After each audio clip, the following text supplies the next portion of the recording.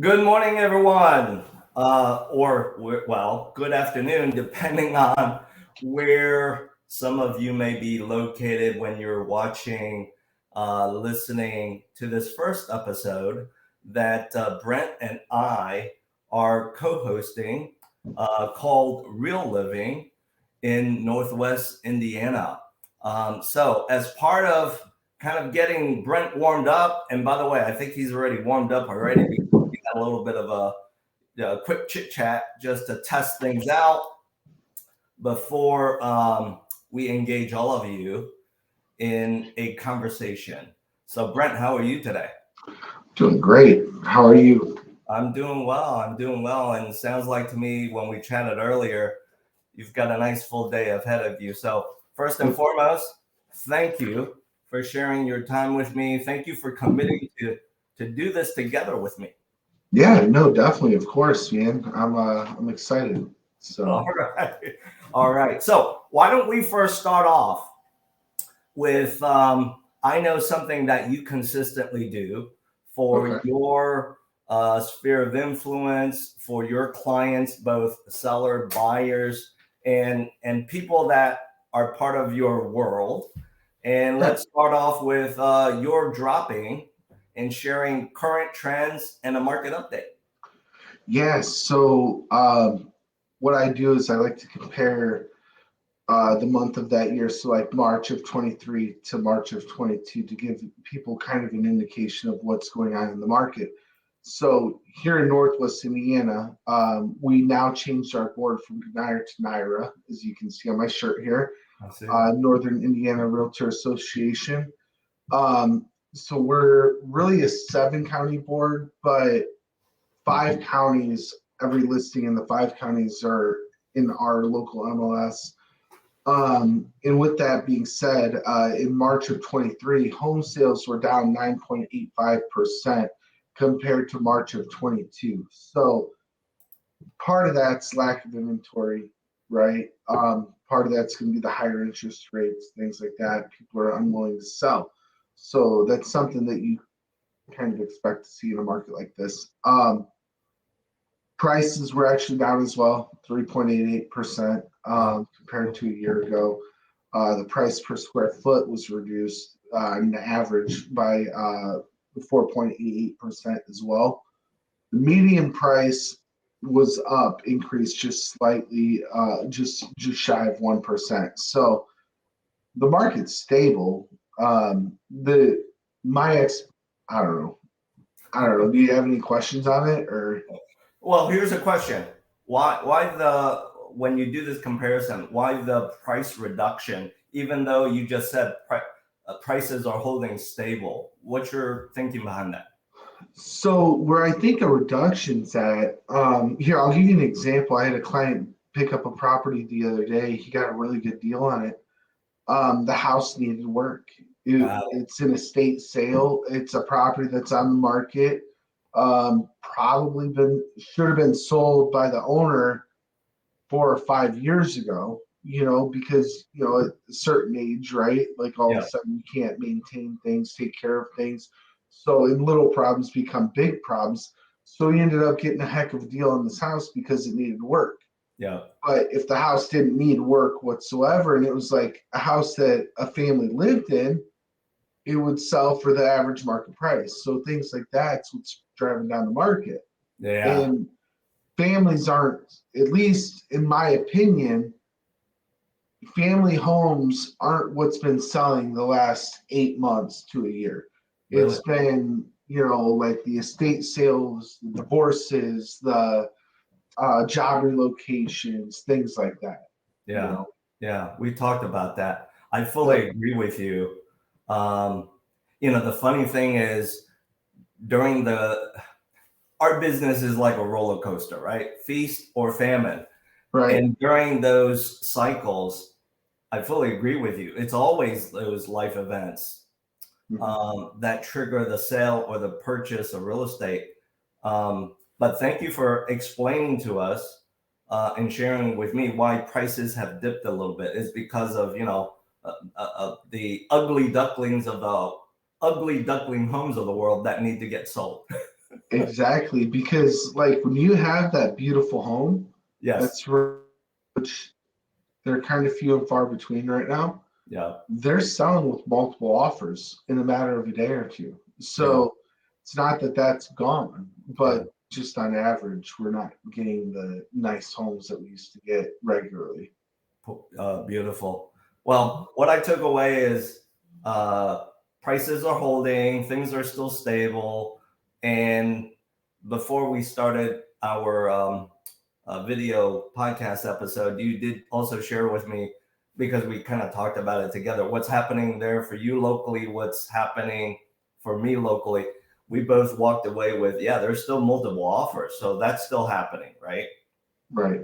Yeah, bingo, bingo. Anything more on current trends and a market update that you want to add and share? Um, well, average market time is, yeah, obviously extending. It was like 53 days. Okay. List of sales price in the first 30 days is about 99% of list of sales price. So there's not a big reduction there. Wow. Um, that's really about it. Like with how I just kind of do it, I just kind of do some basic numbers for people so they have a general idea. Yeah. Now, this is over a broad area. It's not like an individualized town or market, but I can easily do that for somebody in a few minutes. There you go, ladies and gentlemen. That is the call to action for any one of you who may be Right. going through life events. Brent can easily engage you in a consultation to give you more detailed data that matters to you. So take them up on it. And like I said, as you are watching, listening to this first episode, feel free to engage Brent and or myself in a online conversation. That is what this is all about. All right, Brent, let's move the conversation now to this. Yep. For the people that know you, they already know this. For the people that don't know you, I'm going to spill the beans. Okay. And that is, you have another aspect to your business, buddy. You are not just your traditional sell and buy real estate broker. From what I think I know, about a year, maybe 2 years ago, you started another business where you're building homes, right? Yeah. Yeah. Love it. I'm not building like a lot, just one or two specs at a time. But yeah, it's just something honestly, it's what I always want to do. Is that right? Yeah, I actually honestly selling real estate was an accident for me. I Oh, never even meant to sell real estate. Like when I got my real estate license or anything, it was just I wanted to kind of learn the business, the back end of it, and get into like investment properties and rentals. So, but yeah, I always wanted to build. So we started building. So bingo, bingo. yeah, And you know what? I love that you're doing that. right, Why? Because if I was one of your team members, right? Um, that is the easiest, best solution right now to cure and solve the inventory problem. right, If you cannot find it, build it. right. Yeah, yeah. What lessons? Maybe name two or three. What lessons can you share as you're building these spec homes to other potential followers who want to go down this path? Um, like if somebody wanted to have a house built, Yeah. um, What should so they prepare themselves for? honestly, one of the first things, hey, Jill, uh, one of the first things honestly I tell everybody is like before you decide to build or if you do decide to build, um, you need to really find a builder that one is in your budget, but two that you can work well with and will simplify the process for you because like when you're building something for somebody like specifically like say if you came to me and said hey Brent I want you to build me a house Yep. you almost have to think of it as a marriage. Like the communication has to be there, the understanding Right on. has to be there. You want somebody that you can trust that can answer the questions for you. You know what I mean? Like Yeah. Like, so, because it is a big commitment. And, sometimes people need to go kind of the production route, which they really simplify the process for you. Yeah. You pick this, and this, and there you go. Some people need that, Yeah, so. I fully agree with you. I think there are certain segment of buyers of new construction homes. If you give them too many choices, they will have analysis paralysis. Right. Well, I'll tell you what, the hardest thing I ever did was build my own house. Oh, I love my wife to death, man, but golly, like it was so difficult. Pinterest, it was making my life miserable, you I know? bet. I bet. So, yeah, because there's just so much out there that it can overwhelm somebody. Yeah, But, and yep, I agree with your comment. Spot on. If you're choosing audience members, when and if you're choosing to build your own home, the builder or general contractor that you're going to commit to, it is kind of like a marriage. Because anytime, most new construction builds are going to take, what is it, minimum 6 months, maybe up to 12. Would you agree? yeah, Yeah. yeah, I would say up to like minimum 6 from like the time you start digging up to about 12. Because, like in some cases, it's just hard to get the subs. Like, Yes. in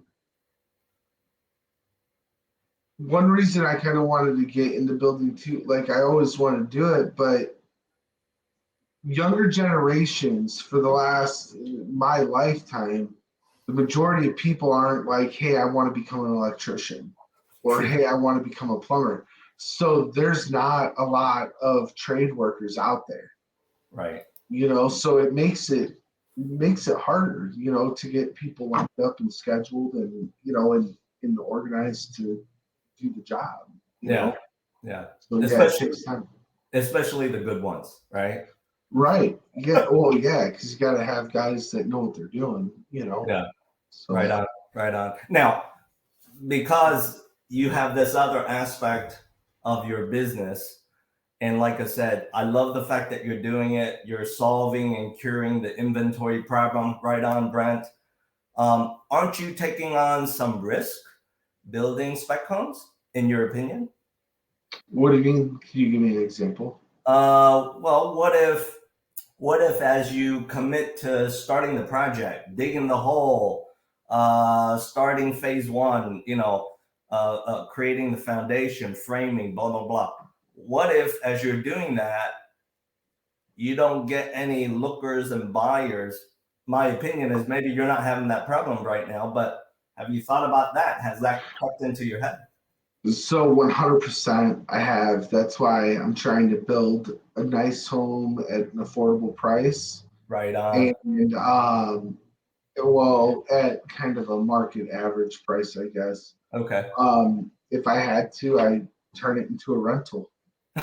Bingo. But that's why, like, I don't believe in doing like crazy risks, so I'm just doing like a house here and there. I'm not like a builder that's building 20 or 30 houses a year. I'm doing a Yeah. couple houses a year, Yeah. So I yep. understand. Real Yeah. estate's my main focus, but building's just kind of been what I always wanted to do. Yeah. It's good that you have it's good that you have the two bookends of your business. My personal opinion is maybe because you're building homes, albeit spec, and you're managing your risk and taking your time.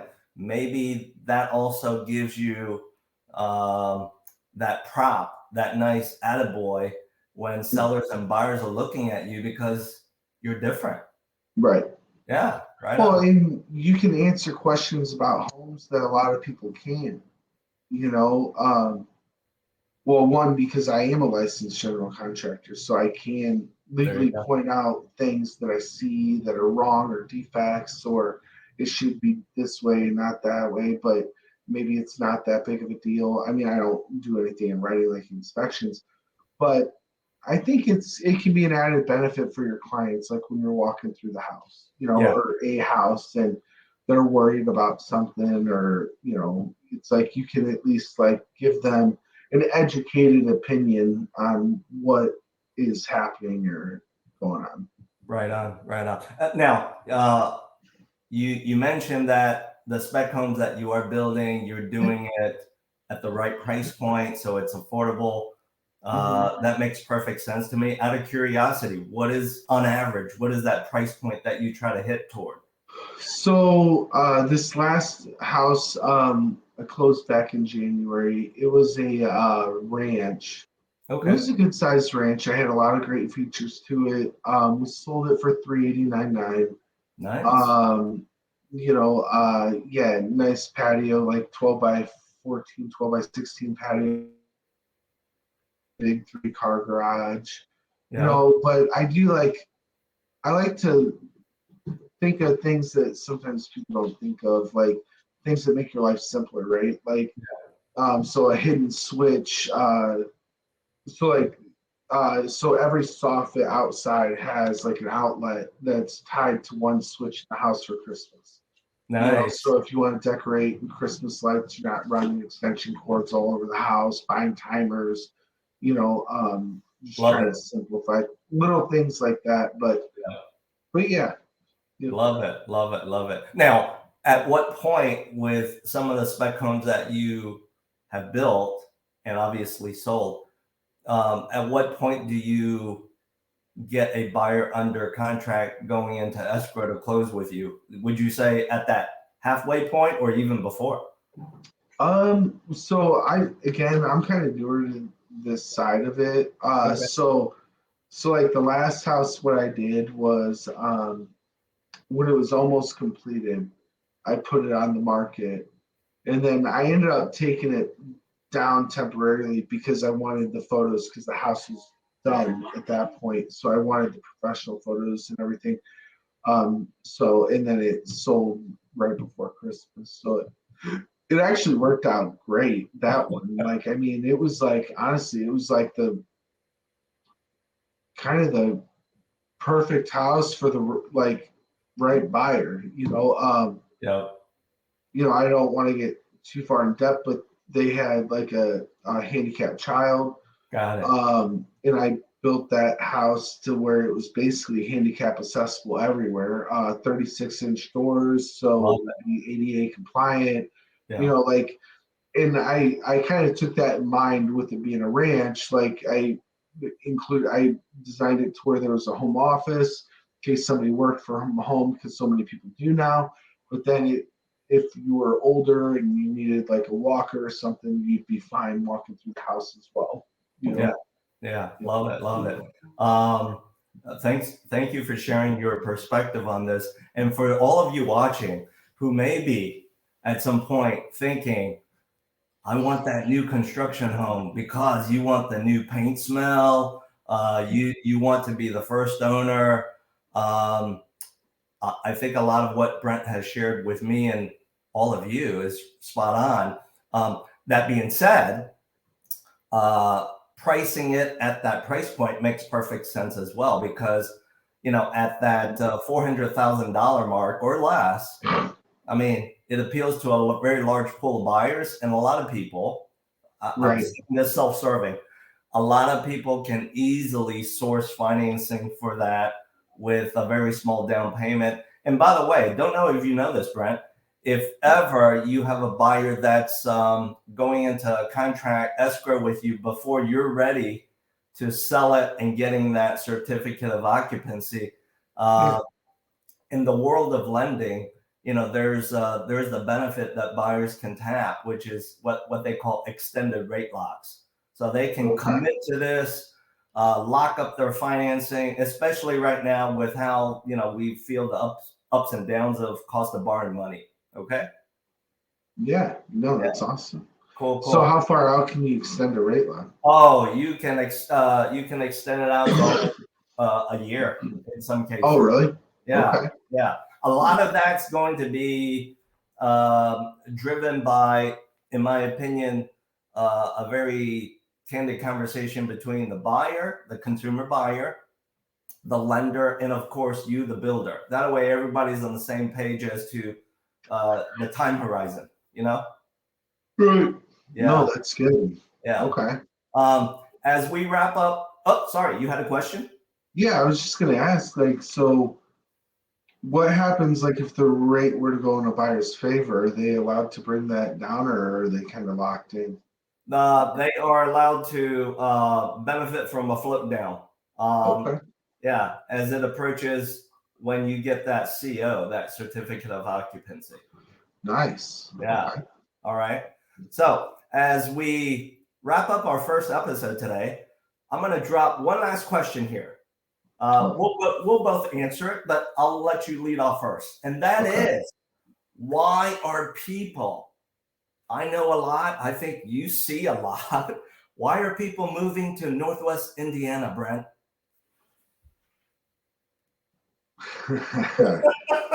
I mean, there's not even a simple way to answer that. True. I mean, there's so many reasons, right? Politics might be part of it. Okay. Crime rates, gun laws, property taxes, income taxes, sales taxes. There's a lot, for years and years and years. I used to go to the city a lot. I had a lot of friends in the city and all around Chicago. I was and it was funny. They always looked at Indiana kind of like how New York looks at Jersey. Really? You know what I mean? People are like, wait a second, maybe it's not so bad. Hold on, I moved there and my property taxes go from 15,000 to 5. Bingo. A funny story, years ago, I had a client, they had a townhome in Bronzeville. Okay? Yes. Kind of Chicago. When they bought it, it was a gorgeous community. They ended up selling it for quite a loss, but they sold it for a lot more than what they could have got because it was a cash buyer. Right. So they sold it, 2012. And I remember, so this was years ago. I mean, this is all right. Now I'm feeling old talking about something over a decade ago, but they sold it back then, and they were paying about $15,000 a year for property taxes for their townhome. Yeah. They bought a house here, which back then, right, the guy built it for about 1.2, 1.3 million. They got it less than that, I think, for 800 or 900. We got it something right around there. Their property taxes were $7,000 a year. Yeah. So they got a property with multiple acres, Bingo. About 6,000 square feet more finished space, worth about 4 times the price, and the taxes were half. So that's a big thing that people like. I fully agree with you. From the conversations that I have had with clients, past and current, those are the underlying reasons. But circling back to how we started our conversation today, let's remind ourselves, it's always the life events, right? And the life events that I think are occurring right now is the world of work has changed. No longer do you have to live in Illinois. If you work downtown, you can say, hey, my employer, my business is running by itself, whatever the case is, and I can live where I want because my friends are in quote unquote Northwest Indiana.